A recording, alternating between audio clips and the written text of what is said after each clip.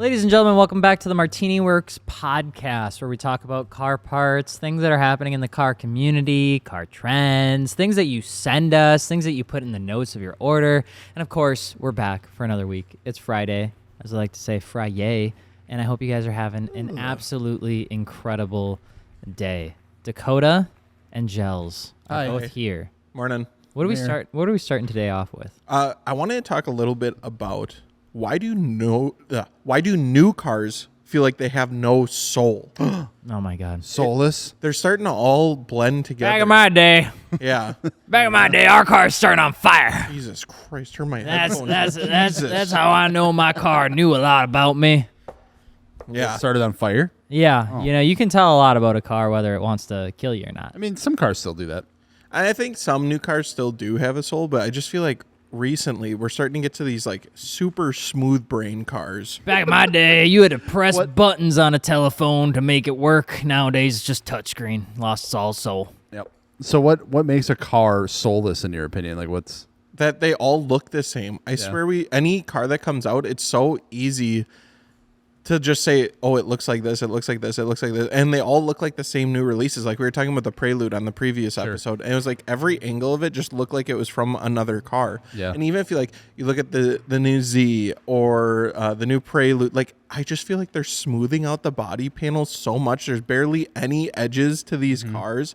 And I think like stuff like BMW, I'm almost thankful for their weird ass polarizing design language. Sure.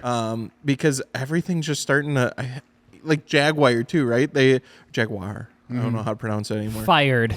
But like it's just like smooth panels. Like how simplistic can we make it? Like- It's like that minimalism stuff coming into play of like we just want to make it so minimal that it's clean, it's simple, it's easy. It's like I could draw that up in like 3 minutes in Blender and call it a day. Like You guys remember when like it was probably 2021 when I can't remember what it was, but somebody on the internet bought those little wood panels that you like glued to the wall and they kind of like poked out. They're like wood strip, wood strip, wood strip, wood strip, wood strip. Yep. Kind of, and it like that?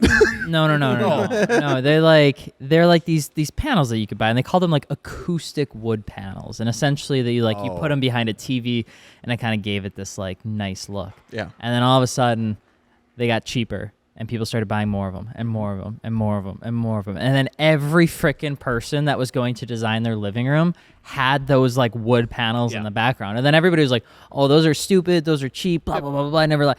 It's like I feel like the car scene, the car manufacturers, and especially even like the aftermarket, they kind of go through that same thing. Like right now, it's all about riding whatever wave is coming up the fastest.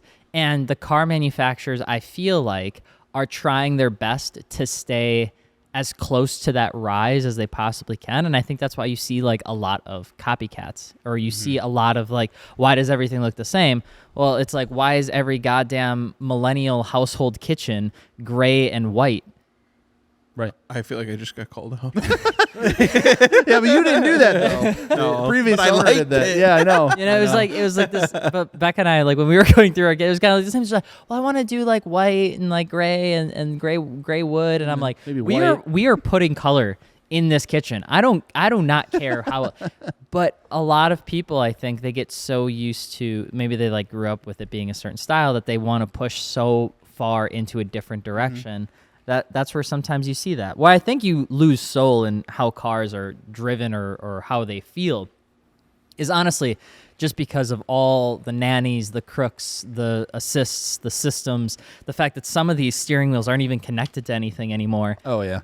And all of that just starts to disconnect you from the wheels. And anything that's in between you and those wheels, you feel. No matter if like the delay is 1/1000th of a second, you feel it. And the moment you do something and you don't get that input back, it feels disjointed. And that's why I feel like why people think some cars are really boring. Like the Z, insanely boring to drive with the manual transmission. It felt like you were like throwing a noodle down a hallway and then you were throwing it in the other way. And it just like constantly felt like you were on a ping of like 200 where it's like you go to shift it and then be like, It was crazy how like a manual transmission had lag. I've never experienced that. It was interesting. Yeah. I have another question to think about.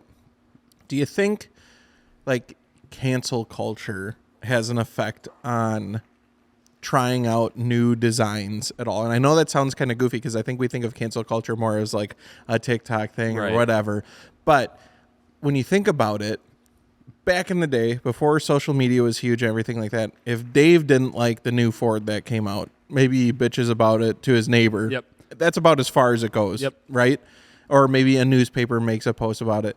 But now, the second something gets released and a few big creators have an opinion on it that's negative, it just spreads like absolute wildfire. Yep. And now it is like headlines across the world. And it is the biggest news. It's all it's talked about. Yeah. So do you think it's too scary almost for companies to try new things now? Because when you try something new and you win, it's the best. You're on top of the world. But if you fail, you look like an idiot. Yeah, and then it's like you're the worst company ever. Yeah. You don't listen to your, customers. Why would you do this? It's a stupid idea. Yeah, so they just play it safe and keep making Prelude 50 and Nissan Z100. And I think it's just that one of those things where it's like, especially in the world of, and it's something that I try to be careful of, and I think we all try to be careful of. It's like you build a bit of a following. People are looking to you for your opinion first before they even make their own opinion, and that is. Yeah. Kind of scary. And it's because it's like, oh, I don't really know how I feel about this, but like, oh, because the person that I like and I follow, they said this about it. I'm just going to go with that then. That was the hardest thing, I think, with the Z is because I did love it. I still love the way that it looked. I love the way when we got the downpipes and the tune-in, it was so close to being where I think it needed to be like a properly good sports car. But it was hard because I love Nissan and I've owned plenty of Nissans and I still own plenty of Nissans and I love Nissan. But it's really hard to look at the Z and be like, you guys nailed this one, you know? But it's almost gotten so polarizing to where some of these manufacturers, they really don't want to work with you unless you only say positive things because they don't even want to run the flight risk of you potentially saying something that like you didn't like. Like we know for a fact that when the Z got released, there were people that were partnered with Nissan that did not like the Z at all, didn't say a word about it, did their deliverables, got out of it.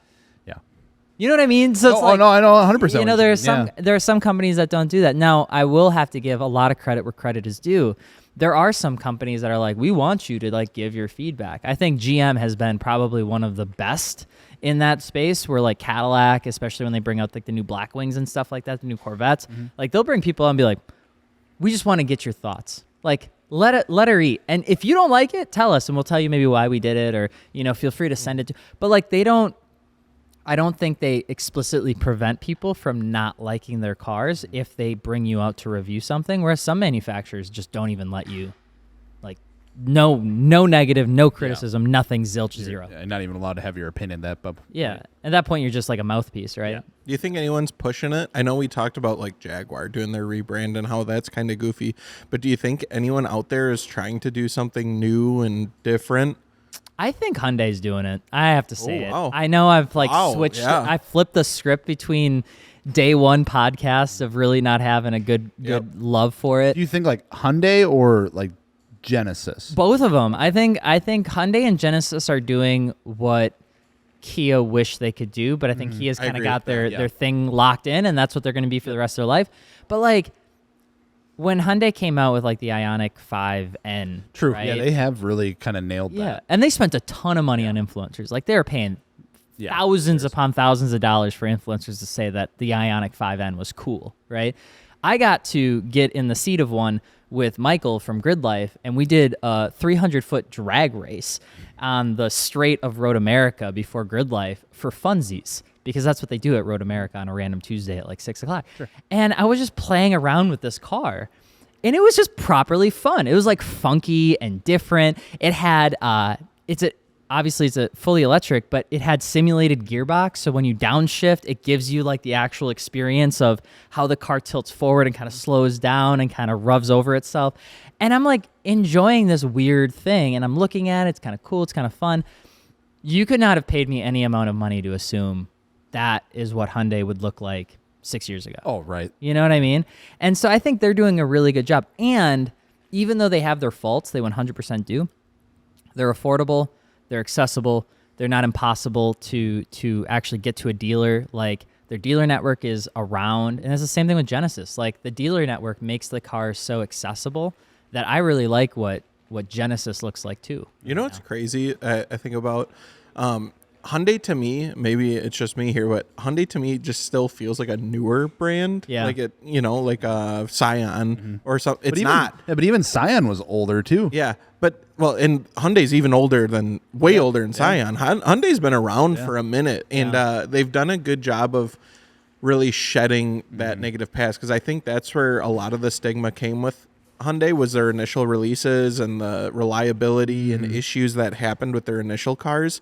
And they're kind of going through this big transformation now to show like, hey, we fixed our problems. We messed up in the beginning, and now we're coming out with new stuff. And it is cool to see, like, every event we go to, Hyundai is making themselves a huge part of it. Yeah. The motorsports element of it has been that's why I give a ton of love to it. Like Mazda and Hyundai get like my two biggest loves, because in terms of like grassroots motorsports and racing and things like that, they really are investing a good chunk of change into like doing that stuff and making it affordable for people to go out and drive. But the thing that really did it for me, and Genesis too, is like the one thing I really love about where Genesis is heading is they finally have like a design language. Yeah. Hyundai still doesn't quite have a design language, so I'm worried about that. Like they have this like super cyberpunk-ish look right now with them. The taillights are all LED and stuff everything is a square and a right. And I'm worried, like it's cool, but it could also date itself like in 3 years.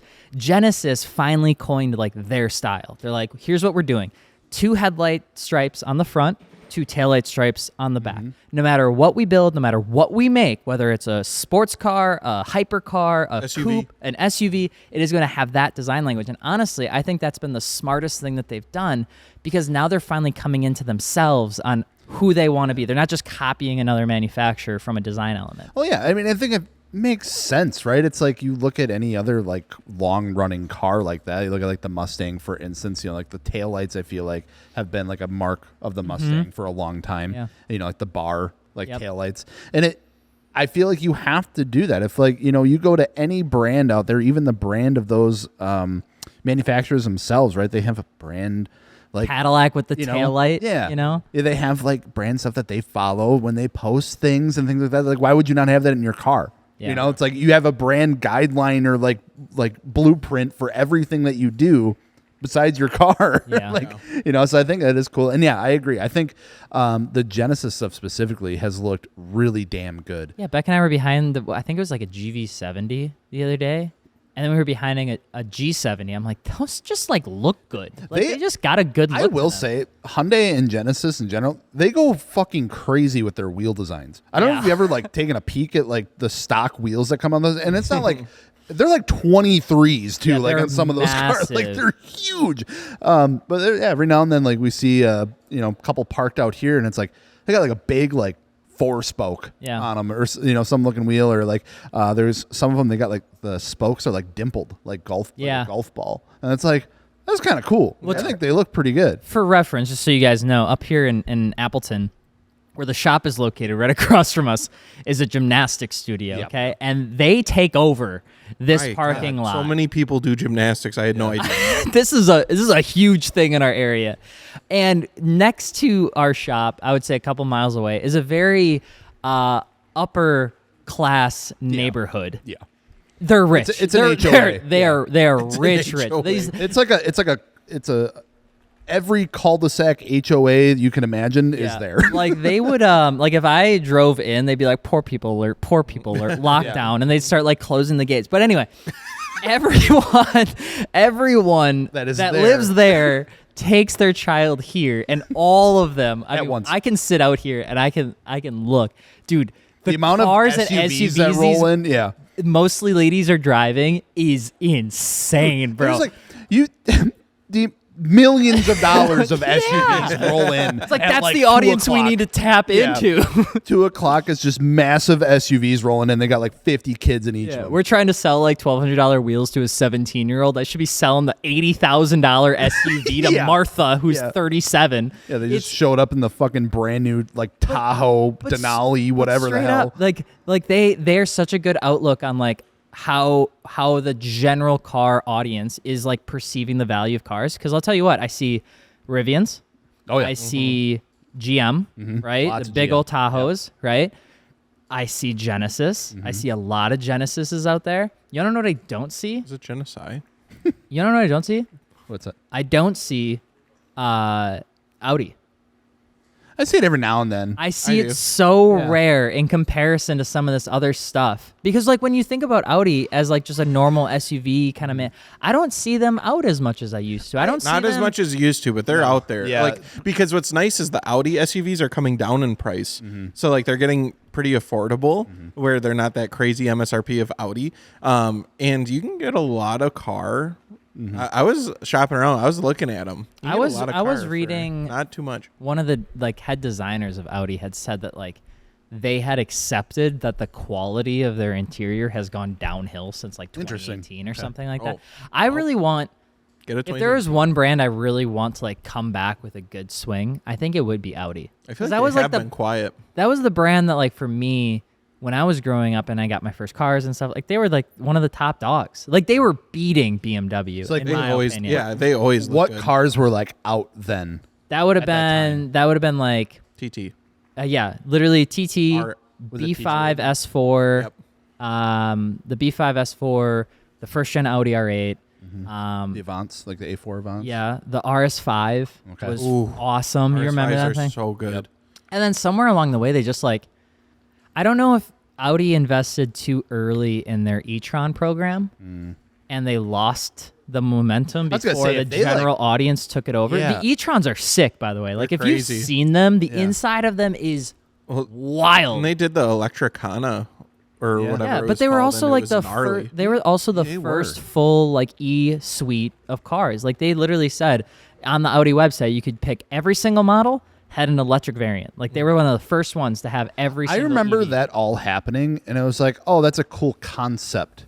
And then not realizing that it was actually out and that you could like go get those. The last like time- that's how early it was. The last time I saw an e-tron was in Marvel movie when Robert Downey Jr. was driving it with Captain America's shield. That's the last time I've seen God, there's an so much Audi e-tron. fucking advertising in movies. But that's the last time, bro. Like, I wish that, because like the TT, banging car. Yeah, I Such a love the cool TT. car. Even the new TTRSs, I think, are dope. Nobody owns them. Literally nobody owns yeah, them. you never see them.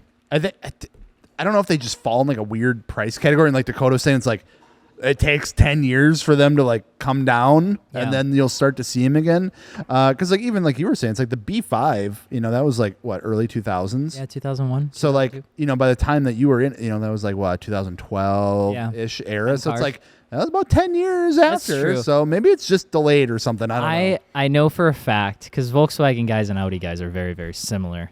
I know that if there's any RS3 owners, they're probably like fuming right now because they're like, no, there's a car. It's the RS3. It's Yeah. the best car ever. It's Yeah. the fastest car. It's the best car. I feel like anyone that's got an RS3 sells it within a year.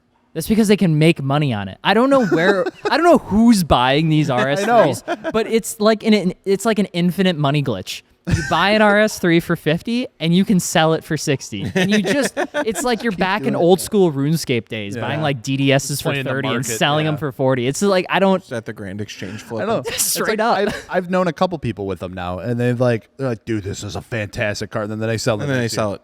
So I don't know. Do they have issues or something? Like, what's the reliability on them? I don't know. I think the TTRS is super dope. I would love to own one TTRSs one are day. sick. They're They're literally expensive as mini fuck. R8s. Yeah. I know. The R8s are also really cool. I found those Gen 1s are getting quite affordable, Yeah. which is super. It's just so cool. Like that fit. Gen We always what year is like a Gen 1 R8? be 2008. Holy shit. Damn. Almost a 20-year-old car. It's Oh a my like, crazy thing God. about too, like, you know, like the R35 GTRs and stuff, like 2008. Put collector plates on it soon. I told you. I didn't tell you. What? I saw a first gen TT with collector plates on it the other week. Damn. And it hurt. Collector. It Damn. hurt. It was mint. It was so minty. I was like sitting at a stoplight and I saw that little silver bubble roll up next to me. I was like, damn, that's a Nice. clean as fuck TT. And there's an old couple and they pulled away and it had the blue fucking collector plates. I was like, oh, It's old. The problem, and then we have to take a break. But like the one car, and you guys will have to think about this as I explain it. Like, What is the one car that you remember at 16 that was just like either god awful or god ugly that you didn't think anyone would like, but now over the years people have like grown to love? I will go first, and that is the first gen Audi TT. Like, I remember when that car released and it didn't have the little rear winglet, and then people were crashing because they were going at high speeds, and they claimed that the rear end got loose, so they put this little lip on it. They did a full recall.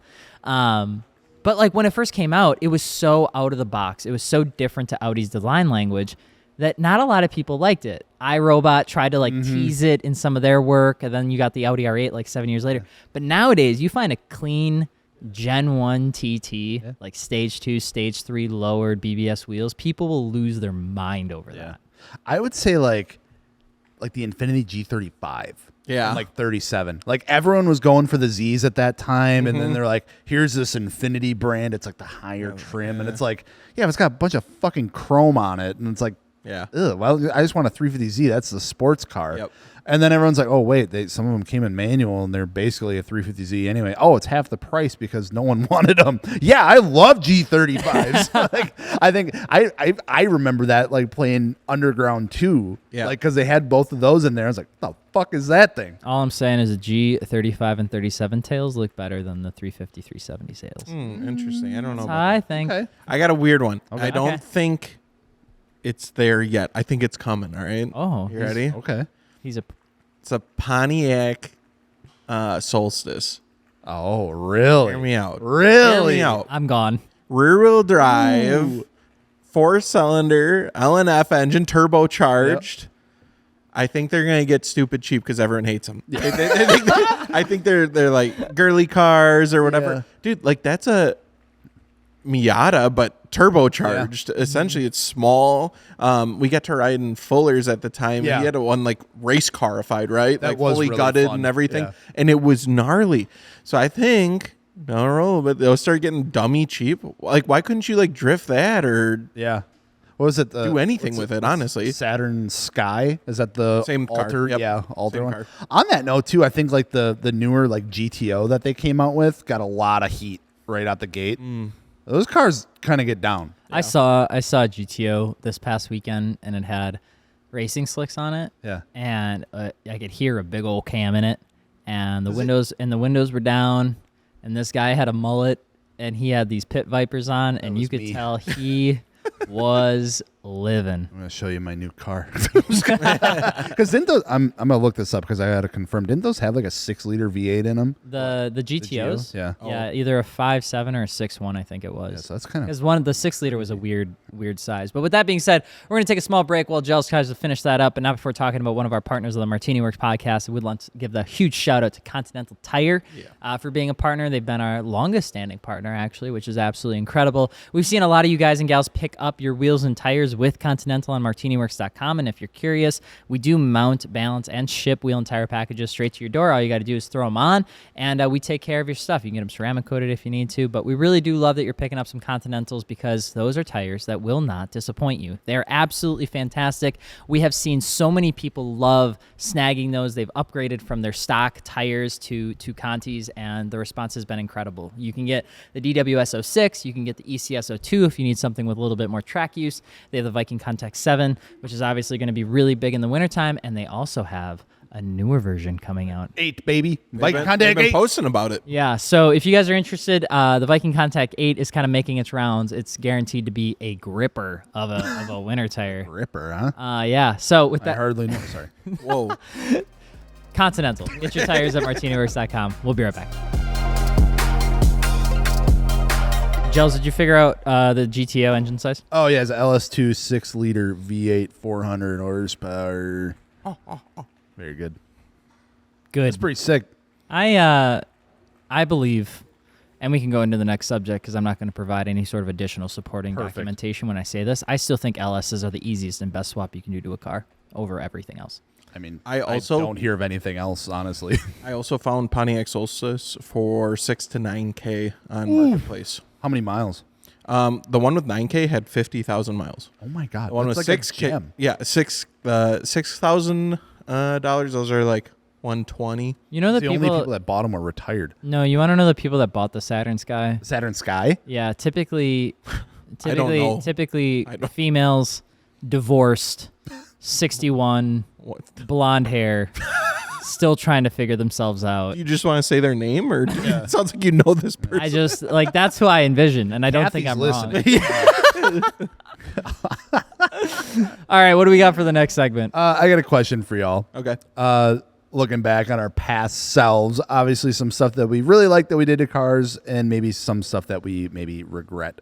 Is there anything on a previous build that you would do differently? Like one thing? I mean, on my Focus ST, I'd say the harnesses, but I've talked about that before. So I'll skip past that one this time. And I would say switching to 3-piece wheels. Yeah. I thought it was everything I wanted, the last piece of the puzzle. I never had 3-piece wheels. I got them, and they were cool. And like, I don't necessarily regret it, but if I could go back, I would just run my like work Kiwamis. I liked that. I had a bit more of a meaty fitment. The 3-piece wheels I had were more aggressive, so I had to run more of a stretch tire, which made for fender lip fitment. The fitment was great, but like I kind of overall, at least now, like the look a lot more of like I had on the Kiwami. So like, and especially the price, I had to pay a lot more to get those 3-piece wheels. So I think honestly I was more happy with the work Kiwamis and how those looked on the build. Yeah, I would say painting my car gray. Ooh. Yeah, you probably want to paint it like a skin color now, huh? Like a brown. Yeah. Maybe like a palish. Which car did you paint gray? The Ferrari. Oh. The problem. Whoa. Sorry. I like that color. I think that So I do like it's there. not here. Yeah. We all look towards It's been over there for like 3 months. And So I enjoy it. I like the color. Yeah. Like I think the color's good. But I think it was hard because it essentially like put me in this box of the colors I can do with it. Sure. Yeah. And it kind of like locked me in where it's like I've had so many different shades of bronze wheels on that car. It's nothing short of extraordinary. Like it's a new season, a new set of wheels. And every single time I go to like change it, I think the best color, we have a really cool color on the clutch wheels that we have on it this year, but like the indigo blue was really, really good looking. I really liked how that looked with the gray, but it's tough to like get the car to like pop. Yeah, I kind of ran into that when we were looking for wheels for Maggie's car, and it's a very similar color. It's that super dark metallic gray. Yeah. And it was like, dude, shopping for wheels was kind of atrocious because everyone just does fucking gunmetal now. Yeah. And it's like gunmetal on like a gray car does not Yeah, it mutes work. everything It's like two out. different It's grays. like everything is a dark gray, and it's like, oh, what's the other option? Bronze. Yeah, and that What's the other option? Flat black. It's like, Yeah. for Christ's sake. So, I mean, we did, you guys will see it eventually here, but we did end up going with a set of Apexes that Those look so good. phenomenal in that car. It was a really cool finish too. And that was one of the reasons why we chose to go with that one specifically too, was because of the finish. It's that brushed silver, so it's like just like the aluminum that they brushed and then they put like a clear over it, and it pops so much, and it is exactly what that needs. unique. So Yeah. I get that. I can see where you're coming from with the color. What color would you have gone with, or would you like to go with? Honestly, if I could go back and I could change the color of the car, Yeah. it's really tough because like a personal dream of mine was to never do this to a car. I wanted it to come this color.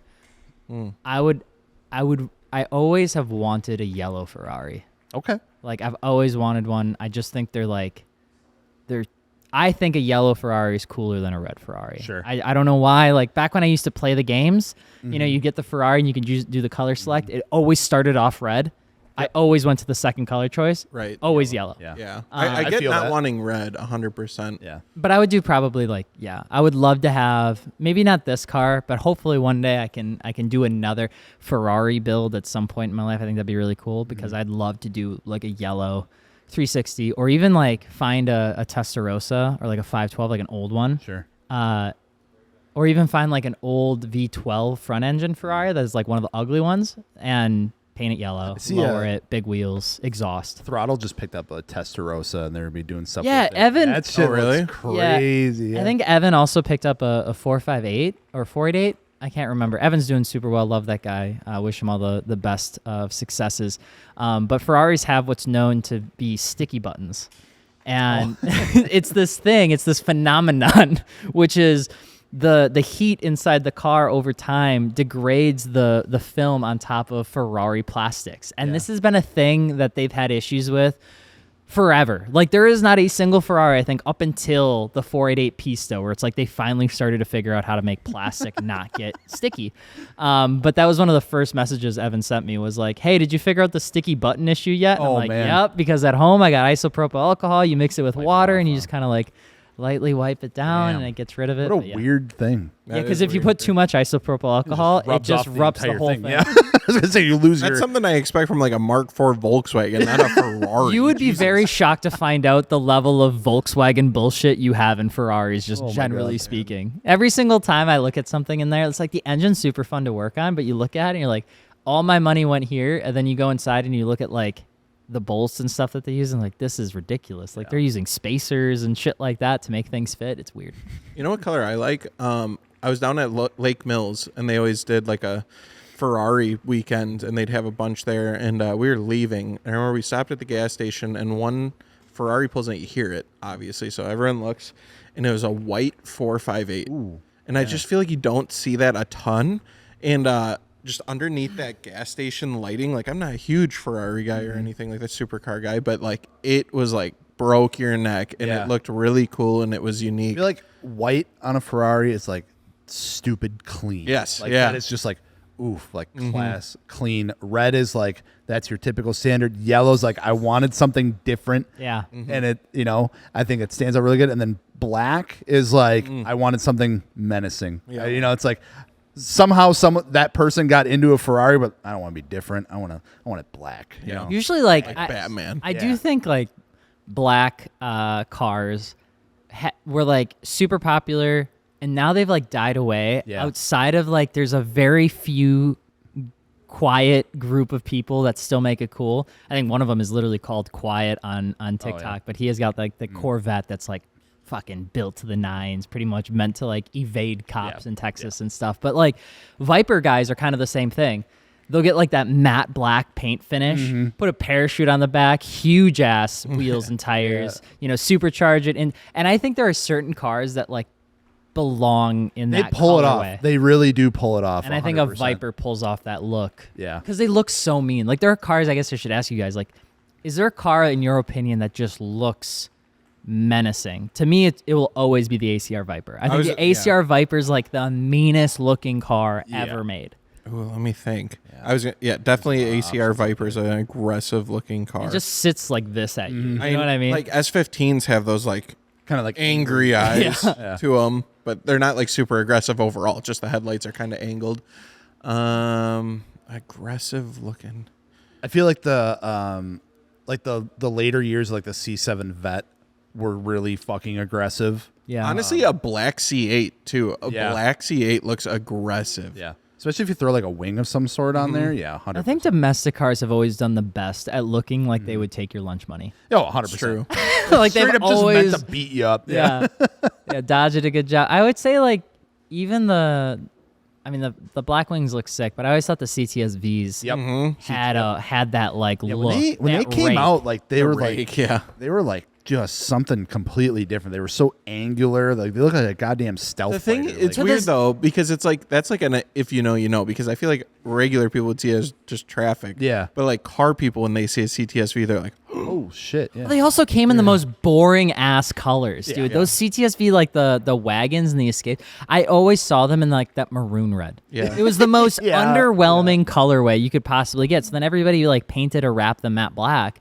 But then they kept like the weird, Gen 1 headlights that had all the amber on the side, so it kind of like lost its seriousness. Speaking of Matt, that was such a. I think was it me and you that were talking about? we were, this? yeah.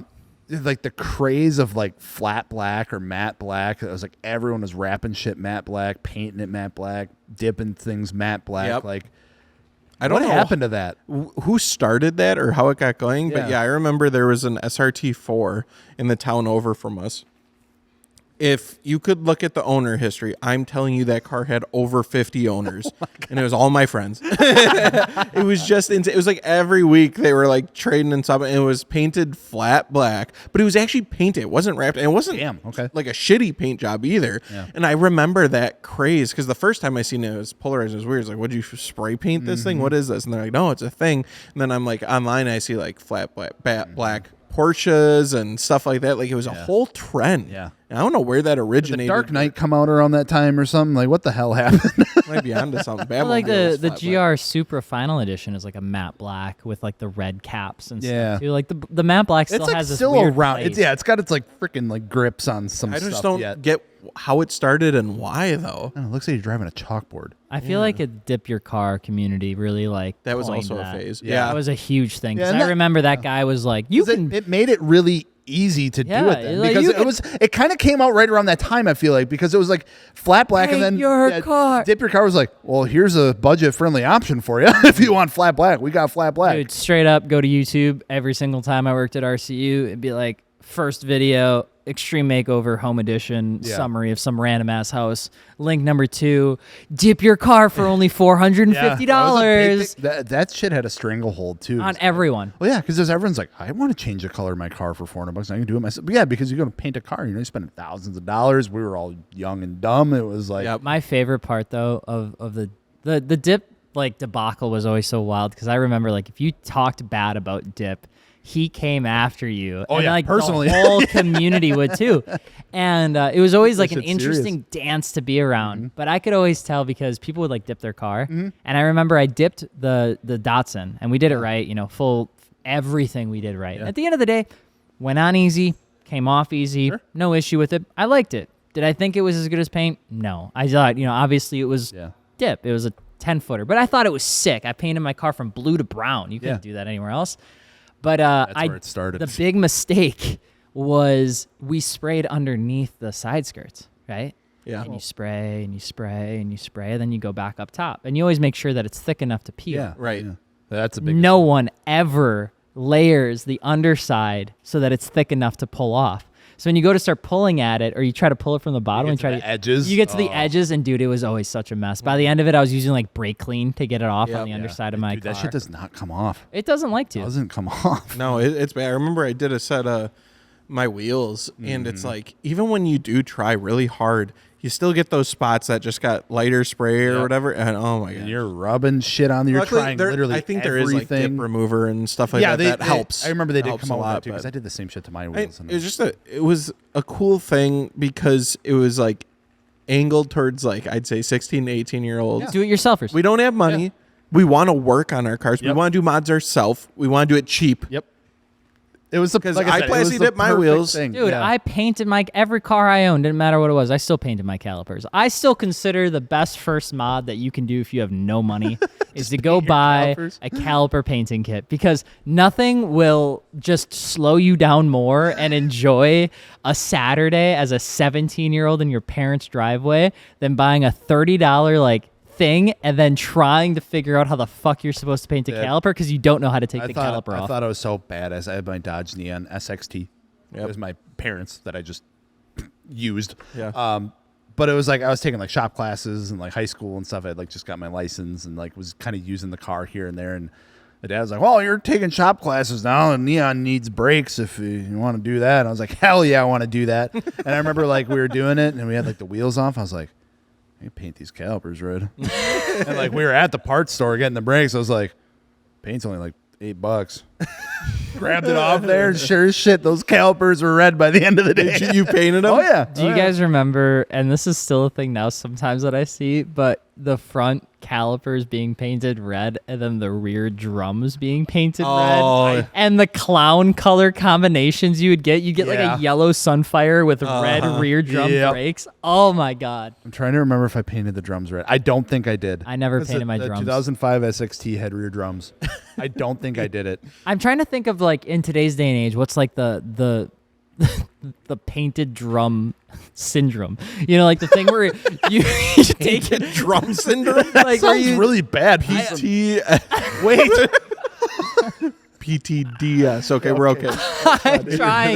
I'm trying to make the case like that thing that you do, it's like the while you're in there thing. Yeah, and you then know you shouldn't do it, but you you're did it you're too inexperienced that you do it. Honestly- and then you're like, shit. With Like, newer I cars, messed I this feel up. like it's like unplugging the electronics. Like you're switching stuff out, you're swapping you're like, I don't need it. And then your whole dash is lit up like a fucking Christmas tree, and half the shit don't work because you unplugged a few things. I feel like the thing is I'm trying to. Remember when you swapped the steering wheel on the GR86?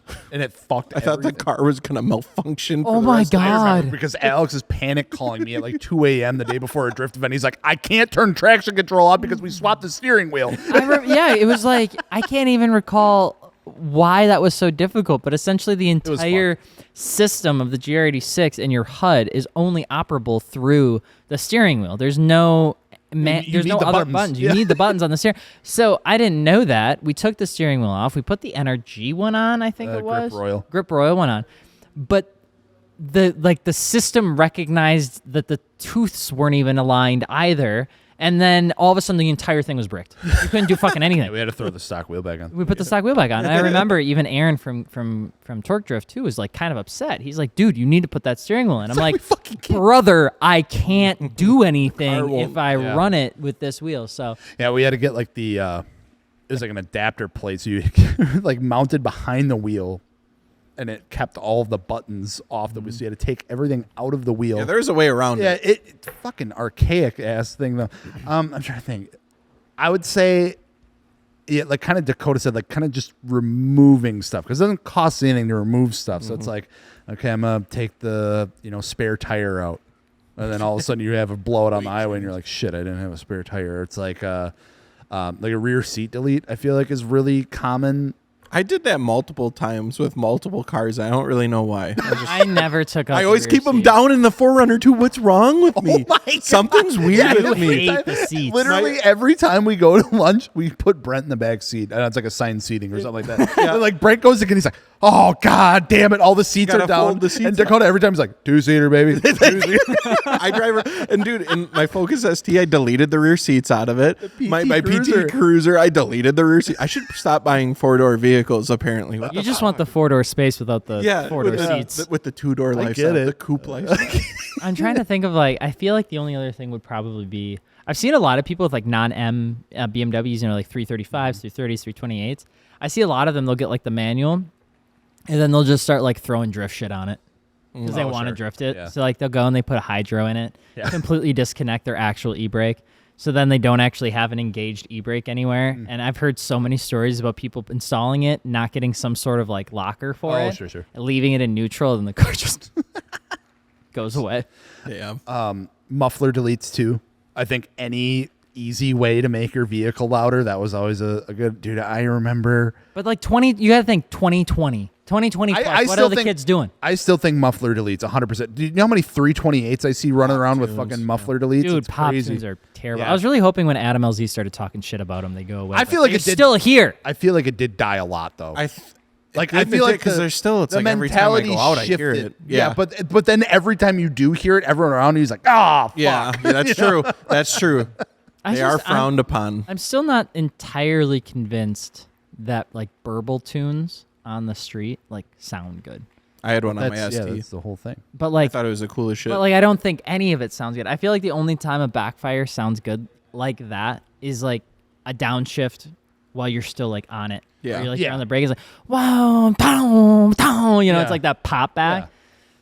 Becca has an M4 and she lets off in sport mode and it's like they do it. I feel like they come factory. They now. do. Yeah. They do. Crazy. My Supra is the same way. Let off throttle. But I liked how it sounded. I thought it was cool. But you could go into the tuner and make it more aggressive. I never did that. That'd get too I like crazy. the single just like pop. Yeah. Downshift pop. Yeah. I do like when it like happens naturally. You're not Force. increasing it or forcing the tune to dump fuel or whatever it is. Fucking Volkswagens and Dude, BMWs running. what is it with? There's like Dude, I Mark can just hear IVs it the entire with fucking 1.8 way, Ts, and they do like these crazy like They were the originators shotgun of that. tunes where they Oh, like yeah. bam, boom, and it's just one single huge shotgun blast. It's insane. I went to a meet in town like 2.5 months ago just for shits and giggles, like because I don't know, I think we were just cruising around and we are just like, let's go to this meet, and it was really good. It was a good meet. The guys that put it together were very polite. There's only a couple assholes, but like a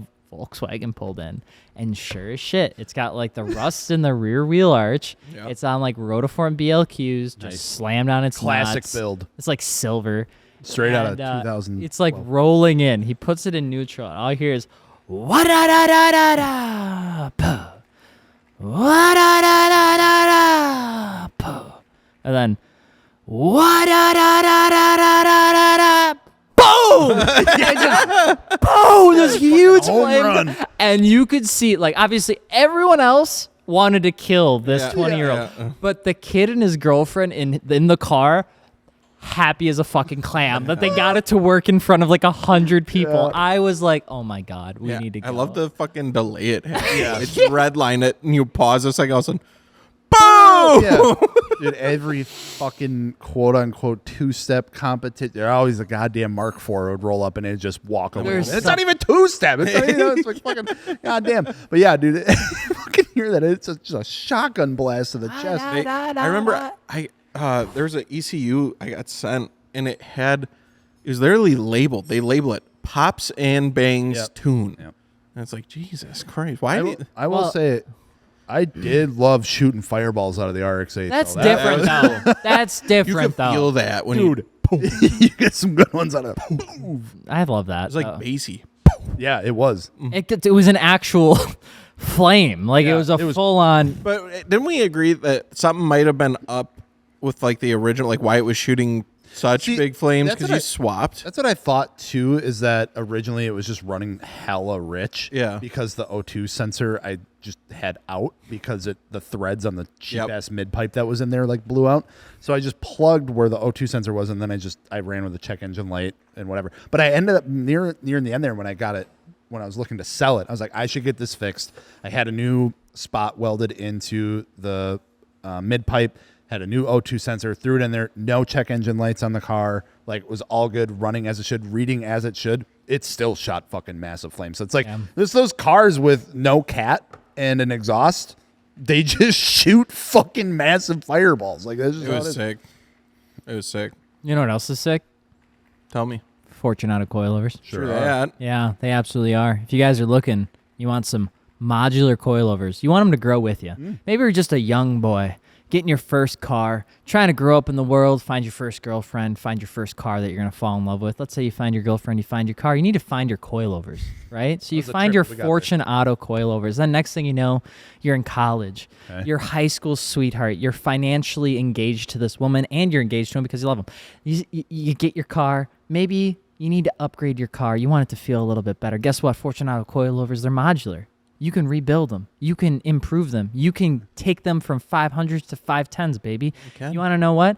After you're married, let's say you want to go and be a professional race car driver. You got the same exact car because you didn't manage to get a dedicated track car. Guess what? Upgrade it again. Get yourself some two-ways from Fortune Auto. Guess what? Same exact coilovers. They grow up with you.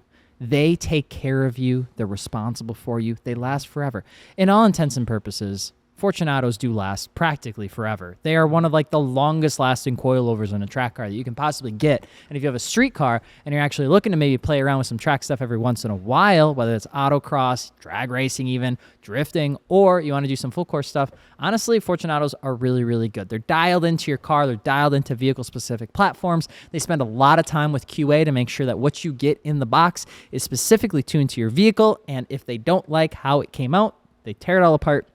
They do it all again to make sure everything is within a very, very nice threshold. They've got a digressive piston, which means that it's soft when you want it and firm when you need it. It's an absolutely fantastic coilover. They're a little bit more expensive, but they're absolutely bang on. And if you guys are looking for a coilover that will last you your entire relationship and potentially longer, you can pick up your Fortune Auto coilovers at MartiniWorks.com. It was almost poetic. Thank you. Alrighty, we're kind of BSing between the break here, and we're kind of talking about, like, you know, some cars, like, just they own a set of aftermarket wheels. Like, you think of this car and it's like automatically you're throwing it on this set of wheels. It's just like this car and that wheel, they just go together like peanut butter and jelly. You guys got any that you're thinking of off the top of your head? Rotiform RSE and Volkswagens. I mean, yeah, pretty much. That's a good one. Porsche Okay. air-cooled cars. Okay, it's like the older ones. And the BBS E88. Yeah. Yeah. Oh, that's a really good one. That and like any like E30, like BMW, any old BBS wheel like that, It's 100%. Butter and toast. I got a bit of an oddball one, and this is one that I always see, especially in like the S chassis community, like the S13 with like the AVS Model 5s. They're like that like convex split 5-spoke. They're like really narrow split 5s. I always see those cars on. It's like, that's the only car in my opinion I think they look good on. Like, Yeah. Good. I would say Focus ST and the 1552 Tarmac. Yes. Like Tarmac or like the Turbo Mac. I can't remember if it's like if Ken Block did that with like the RS and That's like what he I had set remember up. it from. But also too when the ST came out and they were 5x108. Yeah. Horrible bolt pattern, and 1552 being one of the only ones. It was like a match made in heaven. The Focus ST guys loved them because they like looked like rally, and it was like rally inspired car and Ken Block. It was like madness. Everyone 1552 Tarmacs. All right, I have one that we might. I want your guys' thoughts on this one because it's a big one. Okay. What do you think the RPF? Like, who owns the RPF? Mazda one? Miata. Yeah. I'm gonna argue and say that the Honda Civic. Wrong.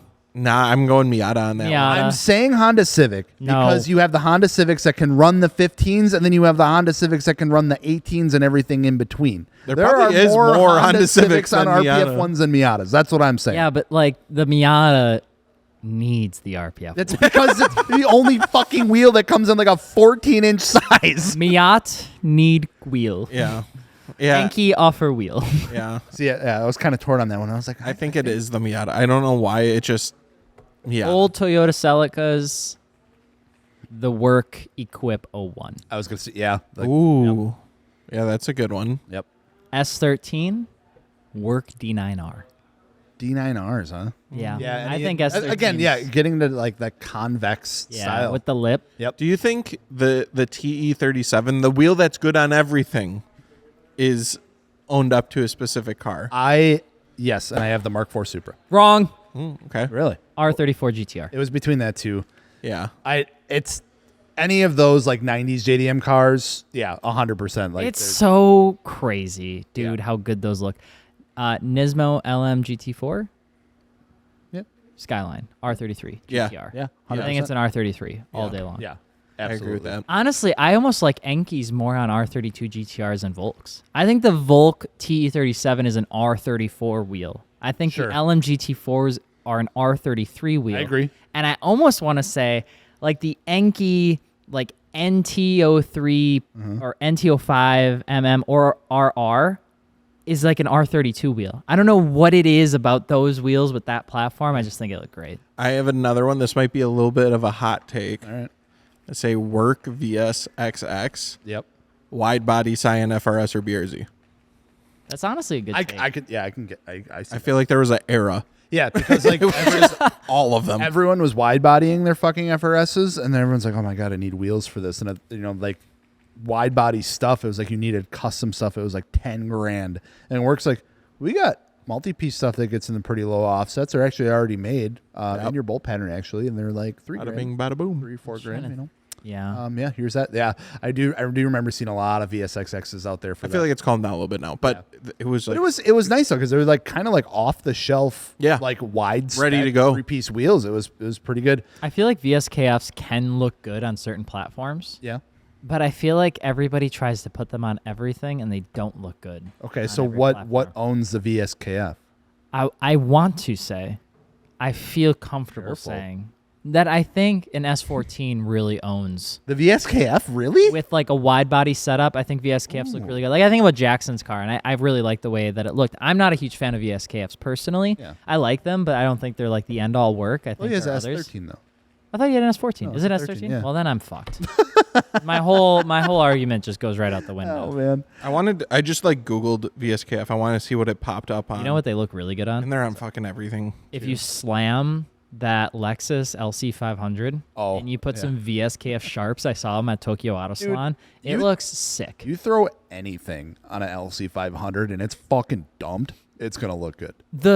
I will say the most like there are certain car communities where I'm just convinced that they're so blind to their own like audio like I don't know how to explain it. There are people that own cars that are so convinced that their cars are the most perfect car of all time. And I love them.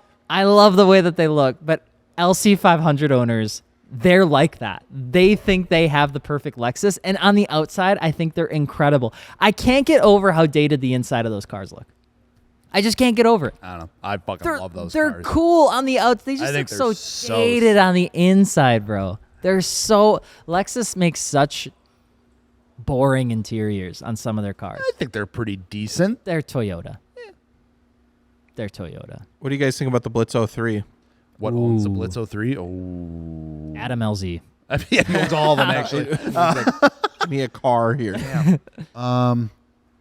I think I know what I'm gonna say. I kind of cheated because I looked, but it makes sense to me. I would say the R32 GTR. Ooh, that's a good Really? choice. I looked them up. I see a lot of R32s on Blitz 03s. on Blitz 03s. I don't know.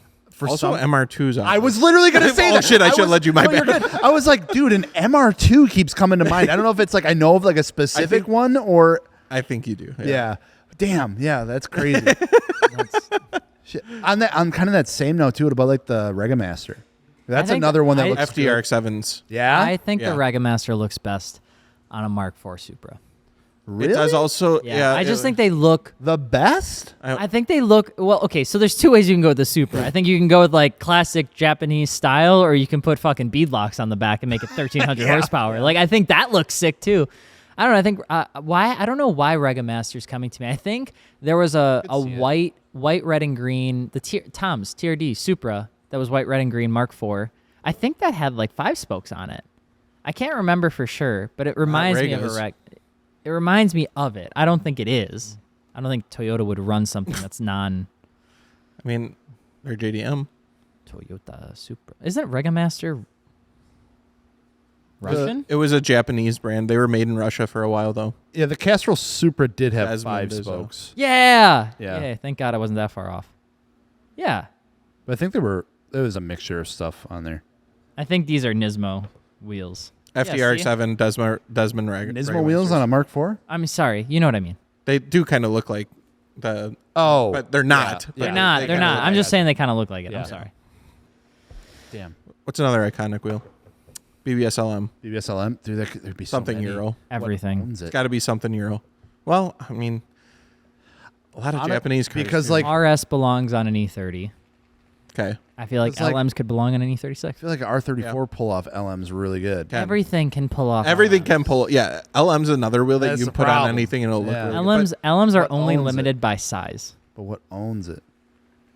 E46? Yeah, I almost want to say like an E36 would probably. E36, you think more? Yeah. Okay. The RS is more vintage. Yeah, The so vintage it's like you thing. get older than that. E30 is Yeah, probably yeah, where that's that like would RS sit. category. Yeah. Definitely because a lot. Yeah. And I don't think Smaller. Japanese cars have a tough time pulling off, like especially newer ones, have a tough time pulling off like the mesh style wheels. I think you got to have Yeah. the right, Yeah, you gotta have the right era. Yeah. style. I think mesh wheels do best on boxy small cars. Yeah.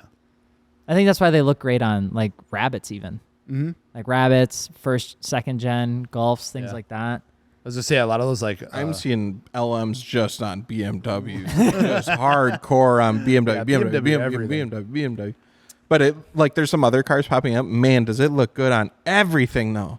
Oh, it's so good. LM is so good. LM is like, Newer GTIs too. A lot of the. I feel like TE37s, they look good on everything. I feel like Yeah, Regamasters look good on just about everything. LM GT4s look good on just about everything. RS Watanabes look exclusively good. Oh, on that- Toyota 11s, A86s, and Datsuns. Yeah, I feel like Datsun or A86 maybe, but probably Datsun owns the Watanabe. 100%. Fun fact: when they Between were that and the work when they were actually when the designers were sketching out the 240Z and they were putting together how they wanted the whole package to look, the initial designs actually had scoped out the RS Watts, the 8 spokes on the car from factory. They didn't come that way, but that was how the designers always perceived it. I get it. What about the Renault teddy bear wheels? Chrysler Town and Country. No, I feel like that's a Volkswagen thing all day. Yeah, 100%. That's like a Harlequin. Yeah, yeah. I could definitely see that on a Harlequin Yeah, for sure. or like a Mark Just III in general. Goofy. Yeah, just Mark goofy. III GT. What car do you think, and then we'll finish it up, what Yeah. car do you think, I'm sorry, yeah, what car do you really think just like doesn't have like a home wheel? Ooh, like what's hard to find wheels for? Yeah, like when I think to myself, I'm biased, right? But it's like the 360, the 430s, like those Ferraris, like they don't have a home wheel. Like there's not a wheel that like people just naturally gravitate This is to. personal, but I'd almost say the Cobalt SS. You know what I mean? Yeah. I really it's like, struggled with that car, and I ended up getting T37 reps for it at the time. Not only because of the 5x110 bolt pattern that was ass, that was almost borderline worse than 5x108, but just like what looks good on that car. It's such a weird, stocky, chubby coupe. I also kind of like to throw it back to like my first car too. Like wheels for the Neon was always like I don't know what the fuck would look good on The that. only thing that fit those Neons back in the day was XXR. Yeah, that's what I was going to say. Yeah. I was literally going to say the only thing I ever seen on five- them was it was XXR. XXR 527s. Yeah, and that's because- all everyone ran. Because they came in buddy like had a those on. 17 by 7 3/4 size. Yeah, width. that's they right. Were They were weird. fucking weird. Yeah, They they were were one of the only ones. 18 by 8 3/4. So domestic tuner cars are just fucked and have no good aftermarket Everything wheel else options. is pretty bad. They the screwed wheels. Oh, Domestic car companies, you could tell like the lack of research they did when they were doing like that tuner craze of the early 2000s. They wanted to be a part of it. They wanted to find a way. But man, they made it so hard on themselves because a huge element of the tuner culture from the 90s was modification. It was buying parts that you Yes. could do to change your car. And I think they had assumed that people that would buy these cars would do like a couple things, but there was never any like support for it. It never actually stayed. And so these weird companies that came out of nowhere, even like XXR came out with a random wheel size, yeah. and people are like, fuck it. That's like my only option. Yeah. I'm going to get that. Barstow, I feel like was the Cobalt SS ones. STR for a while. Yeah, too, was STR the wheels. Only other like option for like the Neon back then, because that's all I could find. And I was looking at them like I knew nothing about wheels at the time, but I was Right. like, these are like my fucking two options right now. That was the same thing with me when I had the 3000 GT. I didn't even know how any of it worked. And I remember I bought a set of wheels literally from the Sears catalog. I was gonna say I remember looking at drag wheels from Fleet Farm because they sold aftermarket wheels for a while. Dude, me walking into Sears Automotive to look at wheels That's after weird. the guy yelled at me for owning a 3000 GT that was lowered. Naughty. That's just like a core. He's Yeah. dead now. Oh, so no. who's laughing now? Jesus You Christ. know? I was gonna say the only other third option that really came up was the Koenig Lightning. It was like a very That's a convex goofy name. Yeah, it was a Scott, we convex- love your wheels, but goddamn, were those Some of the- old hey, names That was what I was like. That's what I was like convinced I was like gonna save up for though, because I was like, these things are fucking sick. Find it. Some of the old Koenig wheels do have funny names. Oh yeah, It was this. Yeah, these ones right here. I thought those were sick. back in the day. I was gonna say I would have liked Ah. those. I don't like the black and milled or Yeah. black and chrome or black and Yeah. polished, whatever. Oh, it we is. forgot to talk about our American counterparts, What do you mean? like a old Chevy Camaro, American torque thrust, Oh yeah. Dodge Or Viper, anything that looked like a beadlock. yeah, anything that looked like a sink drain. Yeah. Yeah, that's true. All right, last question. Okay, which one? Alrighty. Give me some of your favorite OEM wheels. Volkswagen Aristos, the Aristos that came on it. Also, the BBS wheels that came factory on like some of the Mark IVs. I really enjoy those. That's probably just the Volkswagen kid in me coming out. But Aristos, I don't know why I'm infatuated with them. I really love them. They're not even like good wheels. They're always cracked. All the all the ones for sale, like on Marketplace, cracked. The finish is horrible, but they look good when they're freaking pristine. I like them a lot. BMW had so many good ones for a while. Like so many of them. I want to say the teardrop S chassis wheels. I love. Yeah. I love to hate them. 'Cause Yeah. they don't belong. They're pretty cool. anywhere, but they're cool. They had like that. It was just a flat face to it. Little teardrops. On like the right build, those things do kind of go hard. Yeah, I would It's say the same with like the salad shooters or whatever they Yeah. call them. Oh, yeah. Like those are pretty sick. the F40 with the 5-lug, Mm. the 5-spoke. You know that Ferrari style. I think it's called a Speedline wheel, Sure. or Euroline wheel. That design for me, I will own a set of those wheels one day. They're just atrociously expensive. Didn't Alfa Romeo had like some wild ones for a while. Was it the Giulia? Yeah, the Quadrifoglio had Quadrifoglio, yeah. like they were like circles. Yeah, it was crazy looking. Those looked really sick, Mm-hmm. and they looked really cool while they were moving. I'm trying to look some up because like I don't know the names Yeah. of them, but there are honestly a few solid. There's some heaters out there. That's why it's like for a while there it was so popular, especially I feel like in the Euro side of things Oh, yeah. specifically. Wow. Like taking like some, larger. Whoa, those are wild. Those are sick. Those are the SLS AMG wheels, Yeah, right? yeah. Mercedes actually had some heaters for Yeah. OEM wheels. A big one too in the Volkswagen community was Bentley. like the Audi Fat Fives. Oh You remember yeah. those were really popular. Bentley had Yeah. some bangers that Yeah. Volkswagen kids also Yep. throw on their. Yeah, it's so 60 in like a Volkswagen. Oh, They got what like the about- Bentleys with like the floater caps on them. Isn't is it 350Z or 370Z the OEM wheels? A lot the of people Nismos, use those. the 370 Nismo Maybe wheels. that's something. I would Yes. argue that the 350Z Nismo in the red and black colorway and the 370Z Nismo in the red and black colorway are in my top 10 They're good. favorite looking OEM cars that I you like can buy from America, Japan. The 350Z Nismo in the white. They look so good. It's I don't. They almost it was perfect. It was literally. I would almost argue it was perfect. It was the perfect looking. That front end Nissan. that they had on the 350Z Nismo That little- was perfect. that little It extended dip. it just a little Yeah. bit more. It reminds me of the Datsuns used to have what they would call like a shark nose or Yeah. long nose, and it was like a ZG, and it's definitely like a acquired look. You either love it or you hate it. But there are people that do it, especially in Japan, and I think it is one of the weirdest, coolest cars of all time. I so think that is a good. perfect looking Nissan. You cannot good. convince me that in 30 years, when we're all old and gray, that we will not be talking about that I'm car. talking about right now. BBS style 5s that came yeah, on that was huge. BMWs. Yes. Those are really good wheels. That was huge. Yep. Those are sick. Oh, the problem is like when you get all these wheels and you drive them all the time, they get dirty. Oh my God. Don't Yeah, know. you guys have been thrashing wheels lately. And the worst part about them is cleaning them afterwards, unless you have good detailer, which Yeah, is that's why true. we're partnered with Malco Automotive. Thank Now, the you Lord. guys and gals may not know this, but Malco Automotive is really good stuff. And I'm not just saying that because we sell it. I'm saying it because we sell it, but I'm also saying it because it's also properly good. And I don't like talking about shit that I don't like. Sure. Malco Automotive is really good. They've been around for like 70 years.